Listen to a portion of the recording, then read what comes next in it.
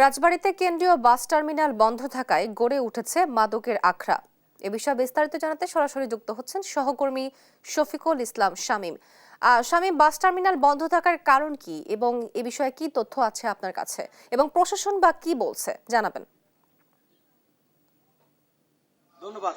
তো আপনি যেমনটি জানাচ্ছেন, রাজবাড়ী কেন্দ্রীয় বাস টার্মিনাল 3 দশক যাবৎ অর্থাৎ 30 বছর যাবৎ সচল হয়নি। উদ্বোধনের পর থেকে এখনো যাবৎ এই বাস টার্মিনাল রাজবাড়ী কেন্দ্রীয় যে বাস টার্মিনালটি রয়েছে সেই বাস টার্মিনালটি বন্ধ রয়েছে, সচল হয়নি। তো তৎকালীন 1,74,74,00,000 টাকা ব্যয় এই বাস টার্মিনালটি তৈরি হয়। তো অপরিকল্পিতভাবে এই বাস টার্মিনালটি তৈরি হওয়ার কারণে এখানে কিন্তু কোনো যানবাহন বা কোনো যাত্রী বা আসে না। এই চিত্রটি কিন্তু আমরা একাধিকবার নিউজও হয়েছে এই ব্যাপারে, কিন্তু এখানে কিন্তু বাস টার্মিনালটি এখনো পর্যন্ত সচল হয়নি। আর বাস টার্মিনালটি সচল না হওয়ার কারণে এই টার্মিনালটি এখন আর টার্মিনাল নেই, এখন মাদকের আখড়া হিসেবে গড়ে উঠেছে। সন্ধ্যা হলেই কিন্তু এখানে বিভিন্ন প্রকার মাদক সেবীদের আনাগোনা বেড়ে যায় বলে স্থানীয়রা কিন্তু জানিয়েছেন। আর বাস টার্মিনালটি সচল না হওয়ার কারণে যে সকল বিকল গাড়িগুলো আছে সেই গাড়িগুলো কিন্তু এখানে মেরামত করা হয় বা এখানে নোংর গাড়িগুলো কিন্তু থাকে।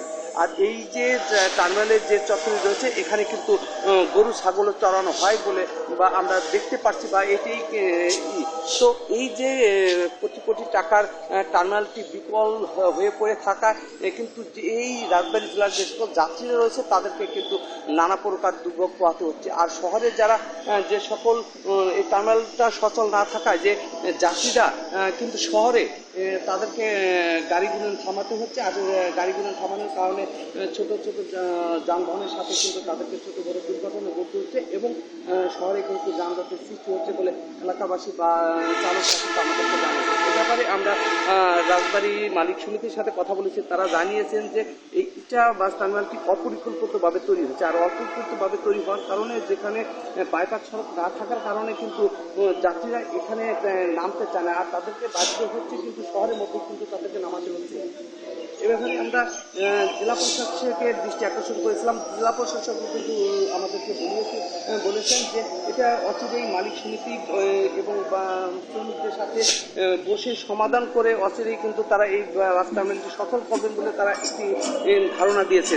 তবে একটা বিষয় আমরা জানি যে এরকম সংশ্লিষ্ট কর্তৃপক্ষ একাধিকবার আশ্বাস দিয়েছেন, তবে আশ্বাসটা কখনো বাস্তবায়ন হয়নি 30 বছরেও। তো 30 বছরে বাস্তবায়ন না হয় সাধারণ যে মানুষ রয়েছে, এলাকাবাসী রয়েছে, তারা কিন্তু একটু হতাশা রয়েছে। কারণ 30 বছর যাবৎ এই কেন্দ্রীয় বাস টার্মিনালটি বন্ধ থাকার কারণে এলাকাবাসীর নানা প্রকার দুর্ভোগ পোহাতে হচ্ছে।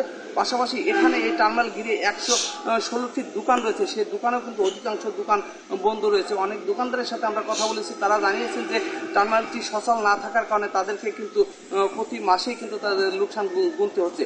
তো আমরা যদি বলি যে 30 বছর যাবত কেন্দ্রীয় বাস টার্মিনাল বন্ধ থাকায় যে যাত্রীরা বা চালকরা কিন্তু যে সুবিধা পাওয়ার কথা ছিল সেই সুবিধা থেকে বঞ্চিত হচ্ছে। তো এই ছিল রাজবাড়ী কেন্দ্রীয় বাস টার্মিনালের সর্বশেষ সংবাদ। আপনাকে ধন্যবাদ শামীম। রাজবাড়ীতে কেন্দ্রীয় বাস টার্মিনাল বন্ধ থাকায় গড়ে উঠেছে মাদকের আখড়া এবং এ বিষয়ে বিস্তারিত জানাচ্ছিলেন আমাদের সহকর্মী শফিকুল ইসলাম শামীম।